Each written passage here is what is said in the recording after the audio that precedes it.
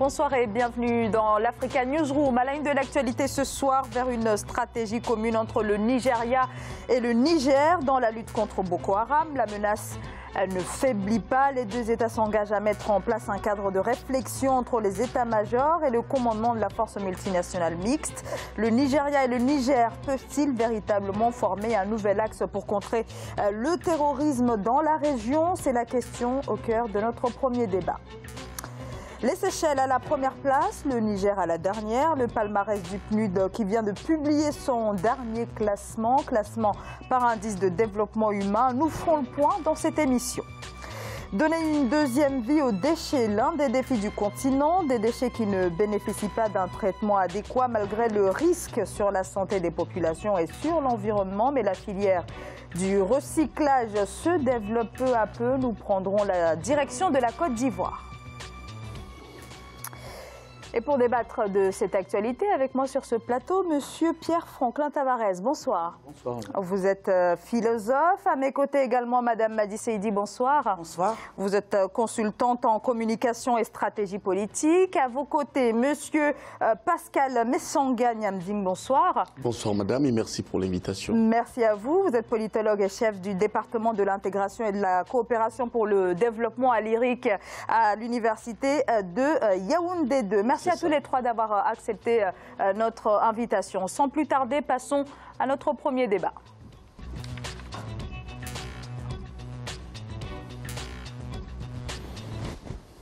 L'Afrique de l'Ouest face à Boko Haram, la région, une véritable poudrière en raison des incursions du groupe terroriste originaire donc du Nigeria. Le Nigeria justement qui, pour contrer la menace, souhaite accentuer la collaboration avec les États voisins dont le Niger. Voyez ce reportage signé Sadou Alizé Mouktar.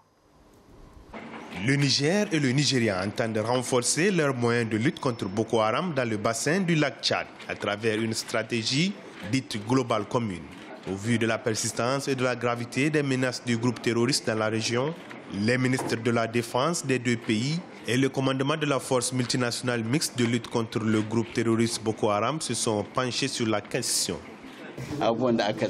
Nous avons convenu du renforcement de la stratégie globale commune par la création d'un cadre de réflexion entre les états-majors nationaux et le commandement de la force multinationale mixte à travers la surveillance de nos frontières. Vous savez, la guerre contre Boko Haram ne se gagne pas en peu de temps.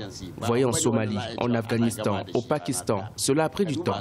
Ils partent et reviennent toujours en force. Nous avons parlé des stratégies à mettre en place pour les contenir. Outre la lutte contre Boko Haram, le crime organisé transfrontalier et le banditisme dans certaines régions des deux pays préoccupent également les autorités. Les États fédérés des Zamfara, Katsina et Sokoto, tous frontaliers du Niger dans sa partie sud, sont menacés par des activités de trafic de tout genre. C'est aussi ce qui se développe dans le lit du lac Tchad, ainsi d'ailleurs qu'à notre frontière avec le Mali, où des citoyens prennent d'autres citoyens pour demander des rançons. Nous devons tous nous mettre ensemble pour combattre ce fléau, parce qu'il s'agit d'un nouveau type de banditisme auquel nos pays doivent faire face en développant des stratégies adéquates. Le phénomène d'enlèvement de personnes civiles contre le paiement d'une rançon prend des proportions inquiétantes dans la région du lac Tchad. Deux autres pays, à savoir le Tchad et le Cameroun, sont confrontés au même problème. D'où la nécessité de mutualiser les stratégies, estiment plusieurs analystes. Alors, initiative donc du Niger et du Nigeria. Alors, les multiples incursions de Boko Haram dans la région posent bien entendu la question de la sécurité aux frontières, la question aussi des renseignements. Est-ce que le continent, notamment pour des pays comme le Nigeria et le Tchad, sont véritablement à même de prendre, d'assurer finalement leur propre sécurité? Madi Seydi. Alors en réalité, ce genre de décisions communes prises par le Nigeria et le Niger, qui sont liées depuis, j'ai envie de dire, depuis très longtemps, ils ont toujours eu des accords bilatéraux séculaires, d'abord en raison de la frontière, géographiquement parlant, et aussi en raison de leur histoire, parce que déjà depuis le conflit de Biafra, ils étaient déjà, on a vu comment l'un et l'autre a pu compter sur la solidarité. Mais en réalité, ce sont des choses qui peuvent que, en tout cas, être bon signe, parce qu'il appartient d'abord aux États africains de s'inquiéter, d'avoir pris une prise de conscience du danger quant à leur souveraineté et de s'organiser d'abord entre eux avant d'aller peut-être demander l'aide extérieure, ce qui se fait jusqu'ici. Et moi, je trouve que c'est une bonne nouvelle. La question des moyens se pose, mais je pense que le début de la résolution d'un conflit, c'est d'abord d'en avoir conscience, de mutualiser les forces et de les mettre en œuvre. Pascal Messanga-Nyamding. Oui, il faut d'abord rappeler qu'en matière de terrorisme, aucun continent n'est épargné. Vous verrez que ce que nous appelons du point de vue des relations internationales, les nouvelles formes de menaces, elles émergent après la fin de la guerre froide parce qu'on a longtemps donné l'impression que la plus grande menace était idéologique. Souvenez-vous, on parlait du terrorisme comme un élément à part. Lorsqu'on a vu les affaires palestiniennes et certaines personnes qui étaient essentiellement fondées, Abou Nidal et bien d'autres considérées comme des terroristes. Mais il y a eu une transformation. Et ce qu'on appelle aujourd'hui les nouvelles formes de menaces, c'est exactement, comme on l'a vu dans ce reportage, la criminalité transfrontalière, avec de nouvelles formes de trafic, la drogue, les matières premières, les stupéfiants de toutes sortes. Et effectivement, aucun État n'est épargné. Et c'est bien de voir que les États se mobilisent, même si on peut reprocher à la plupart de ces États de ne pas suffisamment se mobiliser autour des organisations sous-régionales qui les composent, notamment en Afrique. Nous savons qu'avec le traité d'Abuja de 1991, ce qu'on a appelé les communautés économiques régionales, c'est-à-dire du moins les 5 serres opérationnelles, l'UMA, la CEMAC, la CEDEAO et autres, même si elles ont été accompagnées par des petits groupes, notamment la CBLT, la Commission du bassin du lac Tchad, la mobilisation et les proximités doivent encore être opérées parce qu'effectivement, cela n'échappe à aucun gouvernement aujourd'hui et aucun État n'échappe à cela. On l'a vu, vous l'avez dit au Cameroun, on l'a vu au Tchad. Effectivement, Boko Haram est une véritable menace et la mobilisation est nécessaire. Pierre Franklin-Tavares, est-ce que finalement cette mobilisation... Alors on a vu quand même ces derniers mois beaucoup de partenariats s'établir. Alors dernièrement, il y a quelques mois, c'était un partenariat entre les pays d'Afrique de l'Ouest et la Libye. Alors voilà, beaucoup de coordination, mais finalement aucune force commune, on a envie de dire. Oui, et sans grands effets pour l'instant.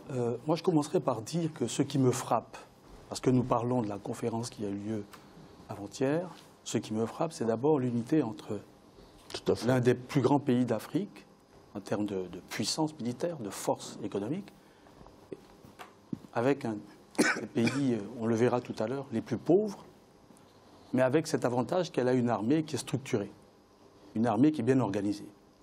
Alors qu'en face, avec le Nigeria, nous avons une armée qui est, peut-on dire, moyenne. Donc c'est le premier trait qui ressort de la rencontre qui a eu lieu il y a 2 jours.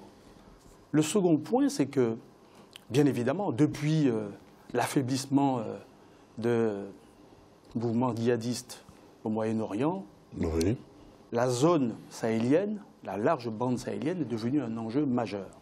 Vous avez évoqué tout à l'heure les différentes formes de concertation et d'alliance, mais cette fois-ci, il y a ceci de particulier, c'est que avec une bonne combinaison des 2 armées, il y a probablement une possibilité de contrôler la frontière. Or, on sait que du point de vue tactique et stratégique, ce qui caractérise Boko Haram, c'est son extrême mobilité. Donc, le fait que les frontières, la frontière, ou du moins les 2 frontières, visent à se doter de moyens supplémentaires, sont plutôt un bon signe. Madi Saïdi. Tout à fait, je suis complètement d'accord. Pour dire qu'aujourd'hui, je pense que là où les Africains ont été attendus pendant longtemps sur ces questions de terrorisme, c'était peut-être leur capacité à en avoir conscience et à se mobiliser. Moi, pendant longtemps, je faisais partie de ceux qui pensaient que les Africains pensaient tout simplement que ça allait être un mouvement qui allait se passer et partir. Et souvent, dans ce genre de cas, on l'a vu au Mali, la première chose, le premier réflexe des Africains, c'est d'aller appeler les Européens. Et je pense qu'à un moment, les problèmes des Africains doivent être capables de régler les problèmes eux-mêmes. Alors, est-ce que ce n'est pas toujours le cas? On l'a vu avec la force G5 Sahel, où les fonds peinent à être mobilisés à l'intérieur même du continent. Voilà, les États, en tout cas les chefs d'État, les 5 chefs d'État africains impliqués dans cette force, ont fait appel notamment à l'Union européenne. Je pense que si aujourd'hui si on est dans la logique de dire plus de recours à l'Union européenne, je pense que c'est un petit peu utopiste, mais la réalité est de reprendre conscience et de reprendre en main sa souveraineté. Alors les Européens, je pense qu'ils seront toujours là parce qu'ils sont là, il y a des accords, ils viendront. Mais je pense que le geste est fort, d'abord au sein de l'Afrique elle-même, mais aussi en termes de signal qu'on envoie à nos populations, qui est celle de dire nous avons conscience, nous nous associons pour assurer votre sécurité, qui est quand même le premier devoir et droit des citoyens, assurer leur sécurité. Donc pour moi, ça va nécessairement dans le bon sens. Dans le bon sens, même si c'est difficile, mais on peut prétexter de la rencontre qui a eu lieu avant-hier comme le contre-exemple de ce qui se passe en République centrafricaine, où littéralement l'armée est complètement défaite, le gouvernement, le chef de l'État a été dans l'obligation de faire appel à l'Union soviétique, ce qui pour moi n'est pas une mauvaise chose. Mais en tous les cas, pour la première fois sur cette zone-là, on voit deux États qui par eux-mêmes décident d'une conjugaison des moyens avec un plan à court terme stratégique. Ça n'a pas été rappelé, mais dans la conférence, il y a 6 grandes dispositions qui ont été arrêtées. Et ça, je pense que c'est un bon signe. Ce n'est pas suffisant, mais c'est quand même un bon signe. Oui, mais moi, je suis plutôt aussi inquiet parce que, comme a dit Madame, c'est vrai que les Africains n'arrivent pas à assurer eux-mêmes leur sécurité. Les questions de sûreté et de sécurité aujourd'hui en Afrique sont essentiellement externalisées. Parce que ça, il faut le reconnaître, les moyens de communication et les différentes logistiques empêchent, c'est vrai, les États africains à se prendre en charge eux-mêmes en matière de sécurité, je dirais, transfrontalière. Mais il faut dire quelque chose de très important et qui est à souligner. Ce sont les fondements et les origines de toutes ces guerres, de toute cette nouvelle forme de menace, hein, c'est-à-dire transfrontalière, c'est-à-dire les armes. Vous voyez, parfois on a l'impression que les problèmes de l'Afrique sont toujours retournés vers l'extérieur et qu'on accuse les autres. Mais on a vu dans certains cas, quand on voit par exemple les accords de Kimberley, il y a eu des embargos en matière de diamants lorsqu'on s'est rendu compte que dans une zone comme la Sierra Leone avec Fodé Sanko, il y avait une libre circulation des armes avec le trafic de diamants qui finançait ces terroristes. Mais comment on peut comprendre aussi que dans ce secteur bien précis, il n'y ait pas une solidarité internationale? Je voudrais vous dire que la plupart des armes qu'utilisent ces terroristes, et ça, il faut le dire suffisamment fort parce qu'on a à côté l'Organisation des Nations Unies qui s'est donné pour mission de garantir la paix et la sécurité internationale. Mais sur le terrain, ces armes portent la marque des 5 pays membres permanents du Conseil de sécurité. Quand ce ne sont pas des armes de marque chinoise, ces armes sont américaines. Quand ils ne sont pas américains, ils sont français ou anglais et tout ça. Ça veut dire, alors, comment faire pour arrêter cela si on banalise la libre circulation des armes et tous ces mouvements qui entraînent toutes sortes de trafic? Premier point. Deuxième point aussi qui nous isole, c'est la question de la pauvreté. Si aujourd'hui vous voyez cette affaire de Boko Haram, et Dieu seul sait, vous savez comment le Cameroun a souffert dans sa partie nord et le Tchad, et aujourd'hui le Niger, et le Nigeria qui est complètement démobilisé et qui ne contrôle plus une partie de son territoire, comme vous l'avez d'ailleurs brillamment démontré ici, malgré son armée, l'une des premières, sinon la deuxième armée d'Afrique. Eh bien, c'est parce qu'il y a à côté ce qu'on appelle les guerres asymétriques. Une guerre asymétrique, comment la contrôler? Vous n'avez pas l'adversaire, vous ne savez pas qui est là.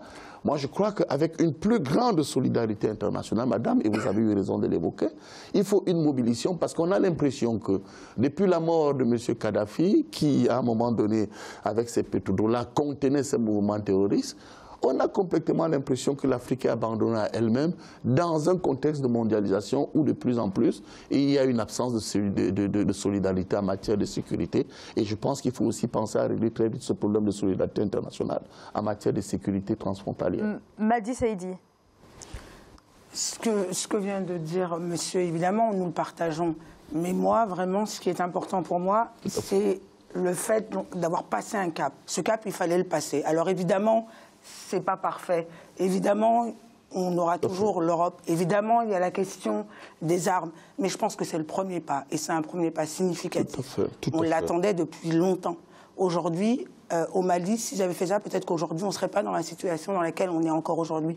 Je pense que c'est un premier pas à saluer. Pour une fois, des chefs d'État africains ont conscience de la menace et ils se disent on y va. Mais est-ce que les intérêts convergent suffisamment pour permettre à toutes ces initiatives d'aboutir? Alors, est-ce qu'elle aboutira? C'est un souhait, mais peut-être que c'est un exemple et peut-être que d'autres États se diront, puisque eux l'ont fait, accompagnons-les. Mais on n'a pas de garantie que ça va fonctionner. Pierre Franklin-Tavares. Je crois qu'il faut, sur les fondements de nos États africains, il faut revenir. Je ne concéderai jamais que la surveillance des frontières passe à l'étranger.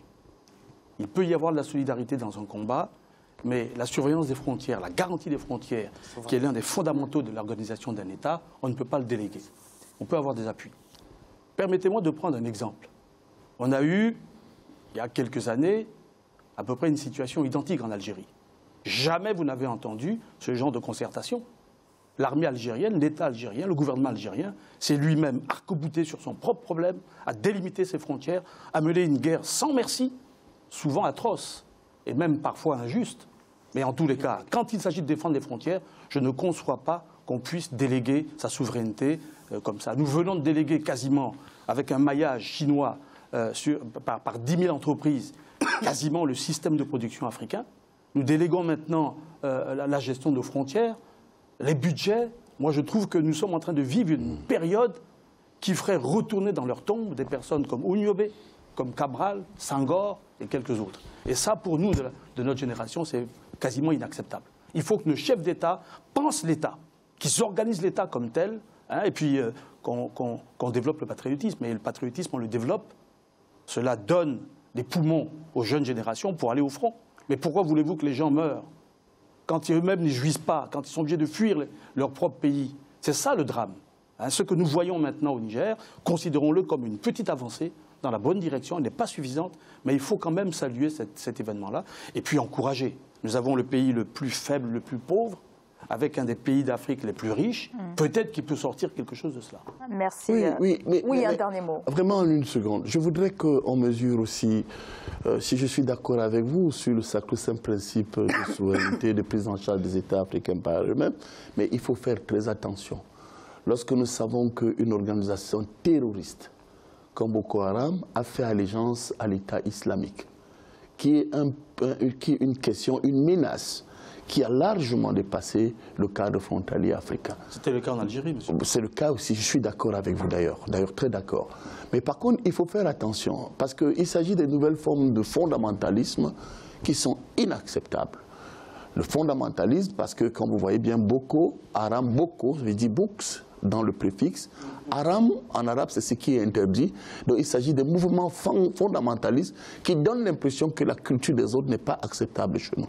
Mais sur le terrain, qu'est-ce qu'on constate? C'est que ces mêmes personnes tuent et détruisent leurs compatriotes. Donc le premier point pour moi de sortie de crise, sur ce point en une seconde, je voudrais dire que il faudrait une forte mobilisation et on ne peut pas, nous ne pouvons pas nous passer excusez-moi, des organisations internationales qui garantissent mutuellement le succès. Hypothèse secondaire. Oui, et voilà, hypothèse secondaire. Je suis d'accord avec vous. Et les groupes de pression qui peuvent nous accompagner.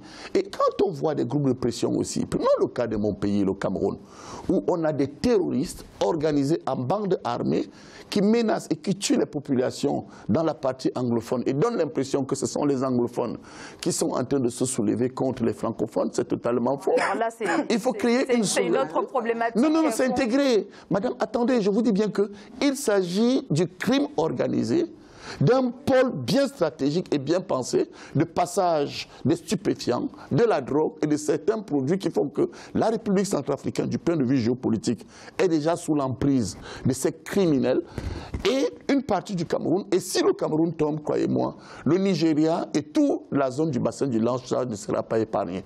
Il faut donc en prendre conscience et comprendre qu'il faut une très grande solidarité pour combattre ces mouvements terroristes asymétriques. Merci beaucoup à tous les trois pour ce décryptage. On marque une très courte pause et on se retrouve dans quelques instants. À tout de suite.